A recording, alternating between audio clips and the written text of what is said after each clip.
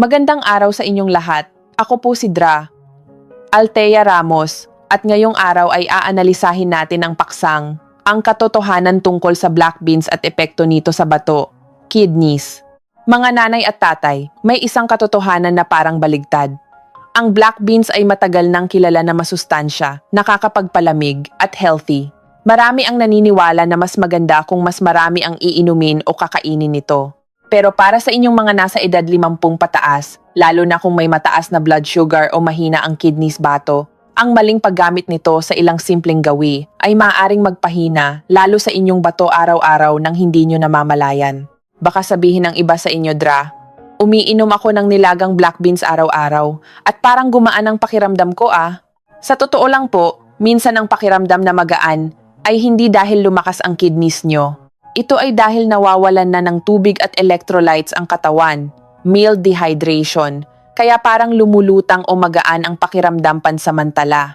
Ngayong araw, ako po si Dra, Althea Ramos, isang babaeng doktor na may 35 taong karanasan dito sa Pilipinas sa paggamot ng diabetes at sakit sa bato para sa mga senior citizens, ay ituturo ng malinaw ang mga maling paraan ng pagkain ng black beans na nagpapahirap sa bato. Magbibigay din ako ng 3 konkretong solusyon para sa mga nanay at tatay na may mahinang bato na pwede niyong gawin agad sa susunod na kainan.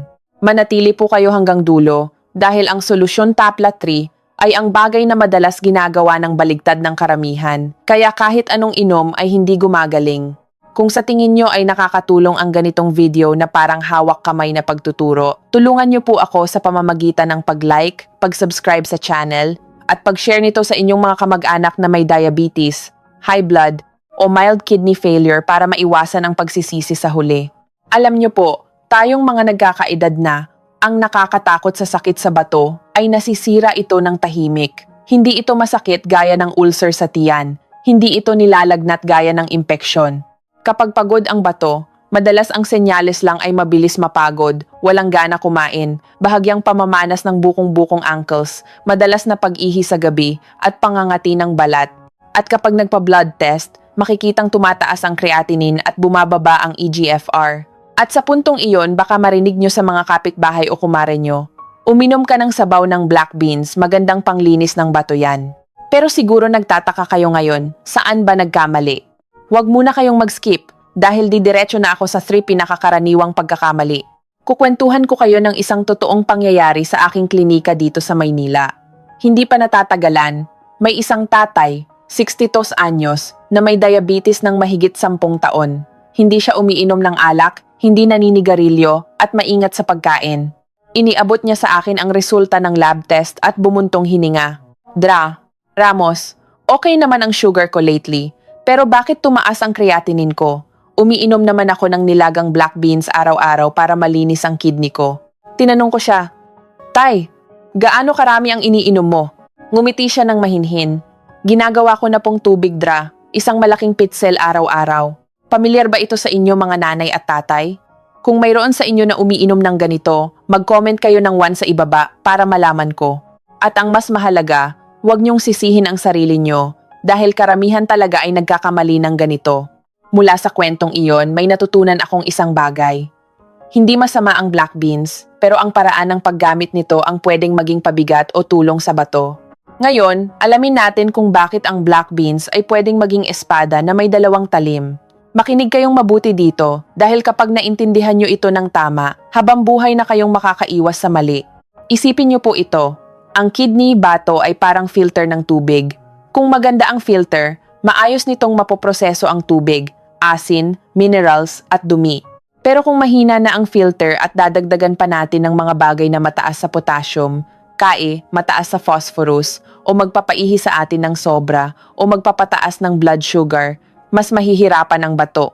Ang black beans ay may fiber, plant-based protein, at minerals na maganda para sa taong malusog kung kakainin ng tama. Pero para sa mga nanay at tatay na may mahinang bato, ang minerals na ito ay nagiging pabigat. Ang mataas na potassium ay pwedeng magdulot ng palpitations kung hindi mailabas ng bato. Ang phosphorus naman ay pwedeng manatili sa katawan at makaapekto sa buto at ugat. At kung iinumin ito ng matapang bilang pamalit sa tubig, ang katawan ay papasok sa isang cycle. Ihi ng ihi, mauuhaw, Iinom ulit, mawawalan ng electrolytes, mapapagod, at stress na naman ang bato. Parang mahirap intindihin, pero madali lang po talaga. Dahil kailangan lang iwasan ang trem malinggawi na ito, malaki na ang mababawas na pabigat sa inyong bato. Malinggawi, 1. Ang pag-inom nito bilang pamalit sa tubig. Ito ay mukhang healthy, pero sa mga may mahinang bato, ito ang pinakamapanganib. Ganito ang madalas gawin ng mga nanay at tatay. Isasangag ang black beans para bumango. Ilalaga sa isang kalderong tubig hanggang maging maitim at matapang. Ilalagay sa ref at iinumin buong araw ginagawa pang tubig. Pakinggan man na parang cleansing pero sa mahinang bato, nagdudulot ito ng 3 problema. 1. Diuretic effect, pampaihi, at silent dehydration. Akala nyo nililinis ang bato kasi ihi kayo ng ihi. Pero kung kasabay nito ay pagod, hilo, tuyong bibig, at pamumulikat, crunches, senyales yan na pinipiga na ang katawan nyo. Kahit mild dehydration lang, lumalapot ang dugo at mas nahihirapan ang bato mag-filter. 2. Sobrang minerals. Mas maraming minerals ang pumapasok kaysa sa kayang ilabas ng bato. Sa mga may edad na, hindi na kasing bilis ng dati ang pagproseso ng minerals. Kapag uminom kayo ng matapang na sabaw araw-araw, overtime ang bato nyo para magbalanse. San? Maling akala ng ginhawa. May mga umiinom na gagaan ang pakiramdam sa unang ilang araw, kaya akala nila hiyang sila. Pero pagdating sa lab test, tumaas ang creatinine gaya ng kay tatay na kinwento ko kanina. Doon lang sila nagugulat maganda ang pakiramdam, pero pagod na pala ang bato sa loob. Huwag kayong mag-alala, mamaya ay ituturo ko ng detalyado kung paano inumin ito ng ligtas. Pero bago ang lahat, tanungin nyo muna ang sarili nyo, umiinom ba ako ng black beans para sa kalusugan? O umiinom lang ako dahil nakasanayan ko na at sabi ng kapitbahay? Manatili kayo sa akin. Kailangan lang itama ang isang bagay at marami sa inyo ang makakaramdam na mababawasan ang pagod at gaganda ang pag-ihi sa gabi. Solusyon Force 1. Tandaan ang 3 salita. Malabnaw, may pahinga. Napakadaling gawin. Lutuin ng malabnaw, huwag gawing kasing tapang ng gamot. Uminom lang ng 1,002 maliliit na baso kada araw at huwag na huwag gagawing pamalit sa tubig. Inumin sa umaga o tanghali. Iwasan kapag malapit na matulog kung madalas kayong umihi sa gabi. At tandaan na may rest days. Halimbawa, 3,004 na araw lang sa isang linggo, hindi araw-araw. Kung mahina na ang bato nyo, heto ang 3 tips para mabawasan ang hirap. 1. Inumin pagkatapos kumain. Ang pag-inom sa walang laman na tiyan ay pwedeng magdulot ng biglaang pag-ihi at pagkahilo. R. Bantayan ang blood pressure. Kung bumaba, nahihilo, o nanghihina, itigil agad. Huwag pilitin. 3. Ito ang pinakamahalaga. Huwag masyadong kampante kung hindi nyo alam ang kidney numbers nyo. Marami ang nag-aakala na pagod lang sila, pero sa test ay may kidney failure na pala. 3 grupo na dapat limitahan o iwasan ang madalas na pag-inom ng black bean water. 1. Mga nasabihan na ng doktor na may kidney failure o mababang EGFR. R. Mga may mataas na potassium o madalas bumagsak ang BP, nahihilo at madaling mapagod. 3. Mga may kakaibang pagod, pamumulikat, palpitations o ihi ng ihi pero tuyo ang bibig. Dapat kayong magpa-check up at magpa-lab test ulit. Pagkatapos ng 2 hanggang 4 na linggo ng pagbabago ng gawi, ipa-check ulit ang creatinine, EGFR at potassium para sigurado. Siguro nagtataka kayo, paano naman yung ginata ang black beans o matamis na beans? Huwag aalis sa video dahil ang punto talang 2 ay ang patibong na nagpapataas ng sugar at sumisira sa bato nang hindi nyo inaasahan. Ang black beans ay hindi agad nagpapasakit ng bato, pero ang mataas na asukal pagkakain ang unti-unting kumukudkod at sumisira sa bato. Isipin nyo po, isang mangkok ng matamis na black beans gaya ng sa ginataan o halo-halo, dadagdagan ng asukal para tumamis, dadagdagan ng gata coconut milk para kumremi, at lalagyan ng kaunting pampalapot. Masarap kainin, nakakaginhawa. Pero paglipas ng 1 hanggang 2 oras, pwedeng sumipa pataas ang blood sugar, lalo na sa mga matagal nang may diabetes at mahina ang pancreas. Tandaan niyo po ito, ang mataas na blood sugar ay nakakasira sa bato dahil sinisira nito ang maliliit na ugat sa loob ng kidney filters. Ang bato ay parang salaan. Kapag nasira at lumaki ang butas ng salaan, hindi na ito makakalinis ng maayos. Kaya may mga nanay at tatay na akala nila ay kumakain sila ng masustansyang beans. Pero ang totoo, kumakain sila ng asukal at taba na nagbabalat kayong beans. Hindi pa kasama diyan ang tatlong pang-epekto ng matamis na luto. E. Mataas ang calories, nakakataba at nakakalaki ng tiyan. 2. Ang gata, kung sobra, ay pwedeng makasama sa kolesterol at fatty liver. 3. Pagkakain ay mabilis magutom ulit, maghahanap ng pagkain, kaya lalong magulo ang sugar level. Sa totoo lang po, maraming nagkakamali dito nang hindi nila alam. Kasi nakikita lang nila yung black beans, hindi nila napapansin na ang nagpapataas ng sugar ay yung sabaw na matamis at gata.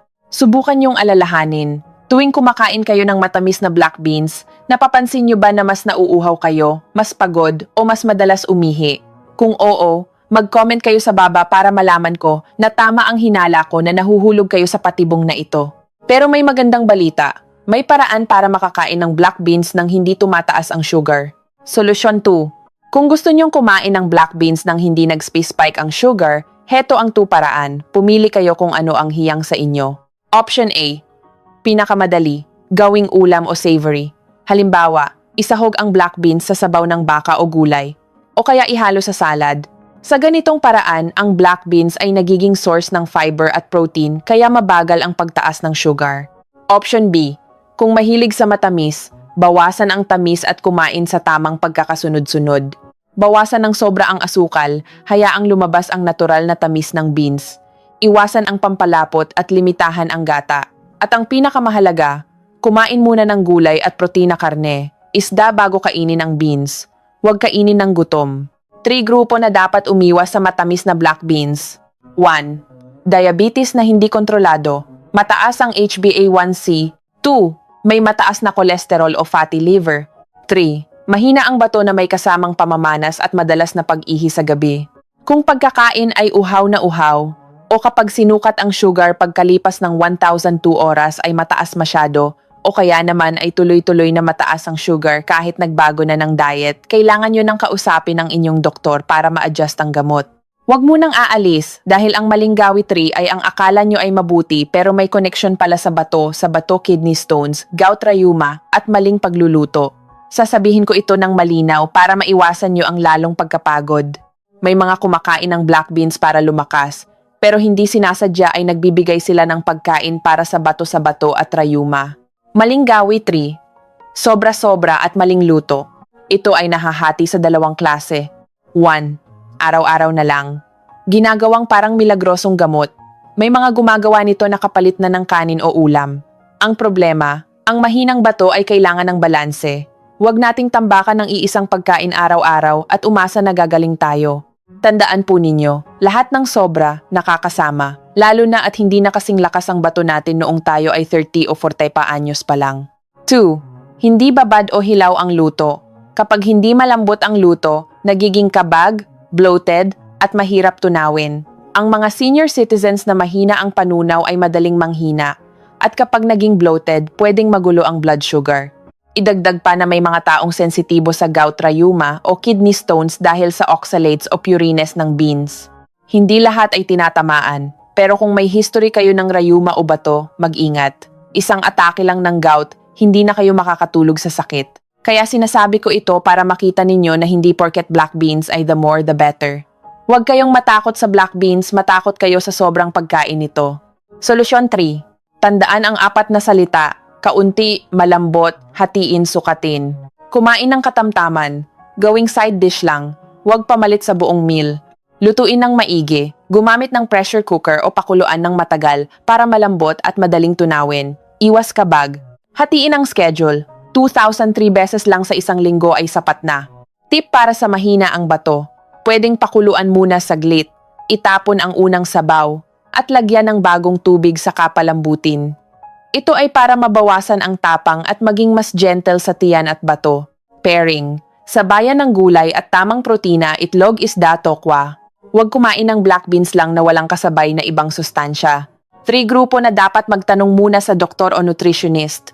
1. May malalang kidney failure na pinagbawalan na sa potassium at phosphorus. 2. May history ng kidney stones o gout rheuma. 3. Umiinom ng maraming gamot sa puso o pampaihi at madalas pulikatin. Kung nakakaramdam ng matinding kabag, pagsusuka, pananakit ng kasukasuan, gout, o biglang pagkaunti ng ihi at matinding pagod, tumigil agad at magpakonsulta. Huwag magsariling gamot sa bahay.